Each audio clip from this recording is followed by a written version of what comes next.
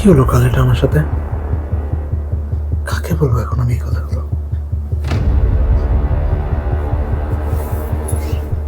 অভিষেক, অভিষেক এসছে, আমার তোর সাথে একটু কথা আছে ভাই। কেন, কি হলো? ভাই কাল রাতে আমার সাথে একটা ভৌতিক ঘটনা ঘটেছে। আমি ঘুমাচ্ছি, হঠাৎ করে আমার টয়লেট পেয়েছে। আমি বাথরুমের দরজাটা খোলার সাথে সাথেই কেমন যেন লাইটগুলো সব নিচে থেকে জ্বলে উঠলো। ভাবতে পারবি না ভাই, ভেতর থেকে কেমন যেন কুয়াশার মতো ধোঁয়া আমার দিকে কেমন যেন খেয়ে এলো।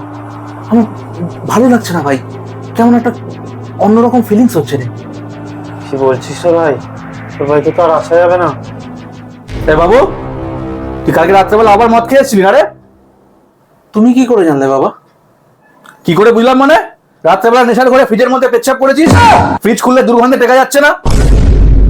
ও আচ্ছা, এই জন্য ধোঁয়াটা ঠান্ডা ঠান্ডা লাগছিল ভাই। মাতালের বাচ্চা।